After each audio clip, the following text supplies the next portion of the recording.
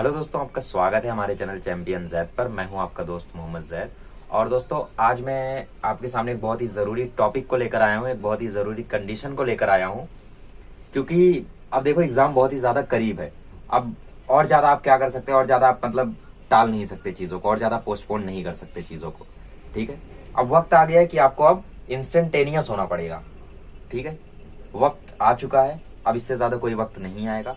मेहनत करनी है तो अभी करनी है, चाहे आप 10th के हो चाहे आप 12th के हो, सभी का अब मोमेंट आ चुका है। ठीक, अब नहीं मेहनत करोगे तो कभी नहीं कर पाओगे। ठीक, क्यों? क्योंकि अगर तुम आज 2 घंटा नहीं पढ़ रहे हो तो तुमने ये कैसे सोच लिया कि तुम कल 6 घंटा पढ़ोगे। जैसे मान लो तुमने एक टारगेट बनाया है कि मुझे रोज 4 घंटे पढ़ने हैं या रोज 6 घंटा पढ़ना है। 4 घंटा 6 घंटा तो वैसे बहुत कम है बोर्ड एग्जाम के टाइम से। 10 घंटे पढ़ने हैं तुम्हें, कम से कम 10 घंटा। क्लासेस वगैरह तो कुछ चल नहीं रहा होगा, है ना? चल भी रहा है तो क्लासेस का टाइम मिला के 10 घंटा पढ़ना है तुम्हें।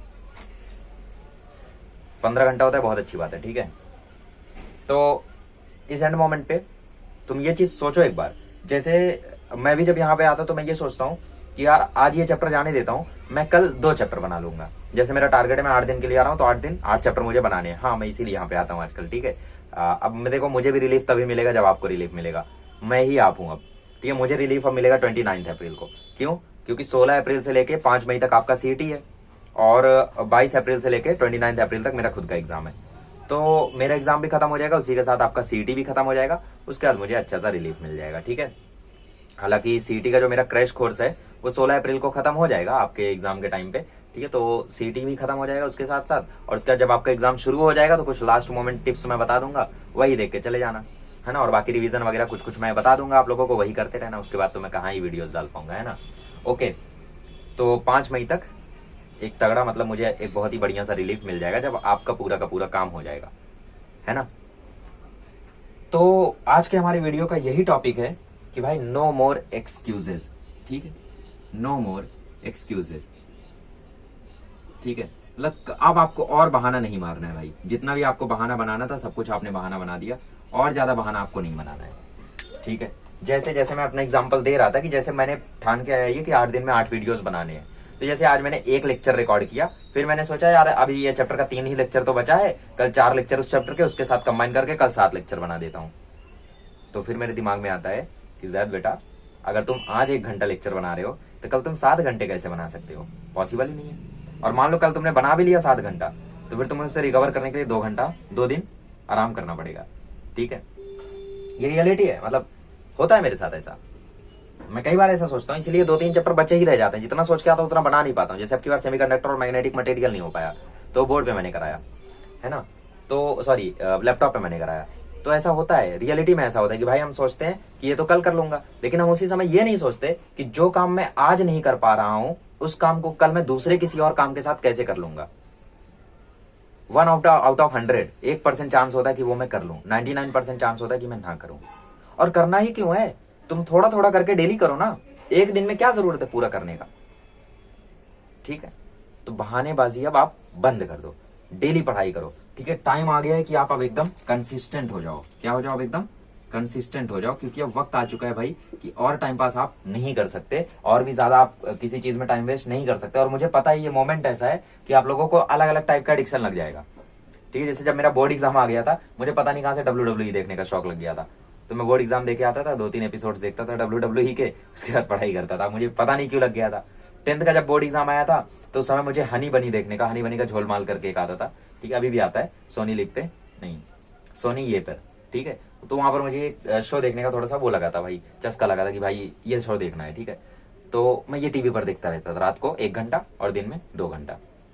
हालांकि मैं टीवी देखते देखते सैंपल पेपर सॉल्व करता था, वेस्ट नहीं करता था टाइम। ठीक है, तो मुझे पता है अलग अलग एडिक्शंस आपको लगेंगे। हो सकता है आपको मेरे वीडियोस का शौक लग जाए, तो आपको अगर मेरे वीडियोस का शौक लगता है तो मेरे अच्छे वीडियोस देखो, स्ट्रेटेजिकल वीडियोस देख के टाइम मत वेस्ट करो। ठीक है, इसको मत क्विट कर देना। अब इसमें कुछ इंपॉर्टेंट चीजें बताऊंगा, बट हाउ टू स्कोर वगैरह आप देखने का टाइम नहीं है अभी। बस जरूरी है कि आप लाइव स्ट्रीम ज्वाइन कर लो। ठीक है, ये सब में अपना एडिक्शन लगाओ, फालतू चीजों में एडिक्शन मत लगाओ। देखो, मैंने कभी यूट्यूब से पढ़ाई की नहीं, मैंने 11वीं में की थी। मैंने अपना 11वीं यूट्यूब से लगभग लगभग किया था, पूरा नहीं बट हाँ 50% मैंने किया था। ठीक है, और बाकी मुझे यूट्यूब देखने की आदत नहीं है, लेक्चर वगैरह। ठीक है, तो इसकी वजह से 12th के टाइम पे मुझे यूट्यूब पर किसी मतलब लेक्चरर का देखने का वो शौक नहीं लगा। मेरे दोस्त लोग हालांकि देख रहे थे, और उन्हें मैं समझा रहा था कि ये मत करो, वो मत करो, इनकी बातों पर भरोसा मत करो, ये वो। ठीक है, बट जरूर छोड़ो, अब मैं उस टॉपिक पर दोबारा नहीं आना चाहता। जाने दो, जिसको पता है उसको पता है, ठीक है। तो कंसिस्टेंट रहना है आप लोगों को, ये वक्त आ गया कंसिस्टेंट रहने का। किसी चीज का मान लो एडिक्शन पड़ भी जाता है तो ठीक है, वो चीज अब 20-30 मिनट करना ही पड़ेगा आपको, और क्या ही कर सकते हो ना। जैसे आप लोगों को, जैसे मुझे लगा था WWE देखने का, तो 2-3 एपिसोड तो मैं देखता ही था, 2x पे देखता था हालांकि मैं, ठीक है। तो अंडरटेकर ग्रेट खली के मैचेस देखता था मैं, और अंडरटेकर के ही मोस्टली मैचेस में देखता था, ठीक है। और रोमन रेंस हालांकि मेरे फेवरेट, फालतू बातें नहीं, ठीक है। तो आपको कंसिस्टेंट रहना है अभी, ठीक है। डेली आप लोगों को हार्डवर्क करना है, और आपको अपने दिमाग में एक बार ये चीज जरूर लानी है कि अगर कोई चैप्टर आप आज नहीं कर पा रहे हो तो आज वाले चैप्टर के साथ कल दूसरा चैप्टर भी तुम कैसे कर लोगे।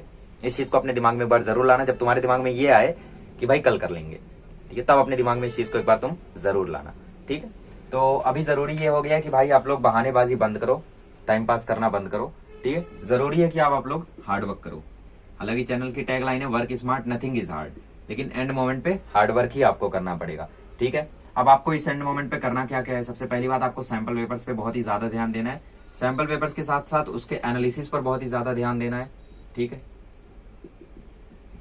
उसके एनालिसिस पर आप लोगों को बहुत ही ज्यादा ध्यान देना है।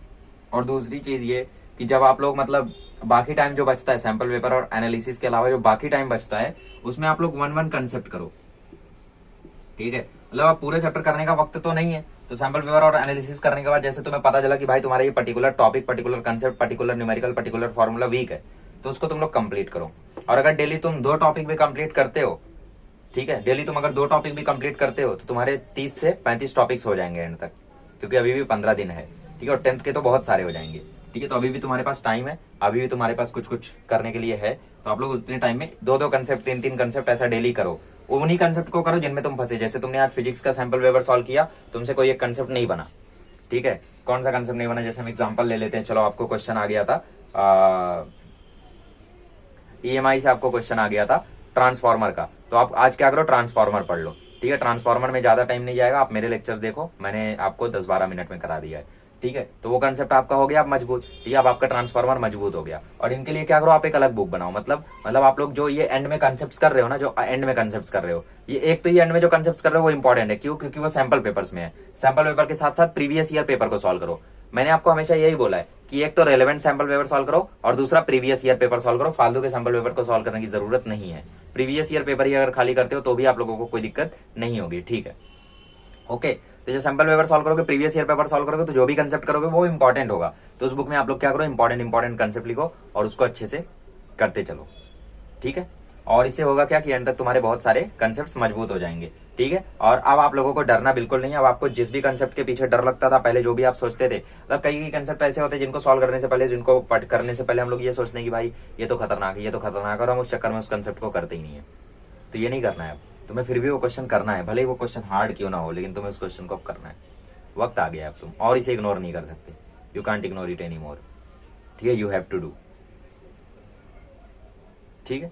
तो अभी वक्त आ गया है, एंड मोमेंट आ गया है। तो अभी आप लोग डेली मेहनत करो, ठीक है। और आज 4 घंटा पढ़ोगे तभी कल 5 घंटा पढ़ पाओगे। ये चीज कभी मत सोचना कि आज तुम 1 घंटा पढ़ोगे और कल 3 घंटा भी पढ़ लोगे, ठीक है। क्योंकि जो इंसान की एक इनर्शिया होता है, जो इंसान का एक लिमिटिंग वैल्यू होता है, वो लिमिटिंग वैल्यू को अगर उसे बढ़ाना है तो वो एक झटके में नहीं बढ़ता, ठीक है। जैसे तुमने मान लो कभी 1 घंटा पढ़ा, अगले दिन 8 घंटे पढ़ भी लिया, तो वो जबरदस्ती पढ़ा है तुमने, उसका कोई सेंस नहीं है, ठीक है। अगर तुम्हें अपनी लिमिटिंग वैल्यू बढ़ानी है, तो कैपेसिटी बढ़ानी है, तो वो धीरे धीरे ही बढ़ेगा। और 15-15 मिनट, 30-30 मिनट, 1-1 घंटा करके बढ़ेगा। 1 घंटा तो बहुत हो गया, आधा घंटा करके बढ़ेगा। जैसे तुमने आज 1 घंटा पढ़ा, तो कल 1.25 घंटा, 1.5 घंटा, 2 घंटे तक ही पढ़ पाओगे, ठीक है। जैसे मैं क्या करता हूँ, मेरी जो लिमिटिंग वैल्यू है वीडियोज रिकॉर्ड करने की, वो है 6 घंटा। 6 घंटे से ज्यादा मैं वीडियोज जल्दी रिकॉर्ड नहीं कर पाता, ठीक है। बट ये 6 घंटा कैसे पहुंची, धीरे धीरे करके पहुंची ना, ठीक है। ऐसा तो है नहीं कि भाई मैं एक दिन उठा और उस दिन मैंने 6 घंटे की वीडियोस रिकॉर्ड कर दी। जैसे 10th में मैं जब वीडियोस रिकॉर्ड करता था तो उसमें मेरा एक सेट टाइम था। मैं 5 बजे आता था, 7, 7:30 तक चला जाता था, तो 2-2.5 घंटा में वीडियोस रिकॉर्ड करता था। लेकिन क्योंकि अब लेंदी वीडियोस हैं, तो अभी मेरा 6 घंटे का लिमिटिंग वैल्यू पहुंच चुका है। और हालांकि पहले मतलब जब मैं मैथमेटिक्स के वीडियोस बना रहा था, उस समय मेरी लिमिटिंग वैल्यू कुछ 3.5 घंटे थी, 3.5 घंटा, 4 घंटा, ठीक है। धीरे धीरे करके वो 6 घंटा पहुंचा, ठीक है। हालांकि मैं मानता हूँ कि भाई इतने देर तक वीडियोस नहीं बनाना चाहिए, ठीक है। बट फिर भी मैं अगर इतने देर तक वीडियोस नहीं बनाऊंगा तो आपका काम हो नहीं पाएगा, है ना। तो करना पड़ता है, खैर, ओके।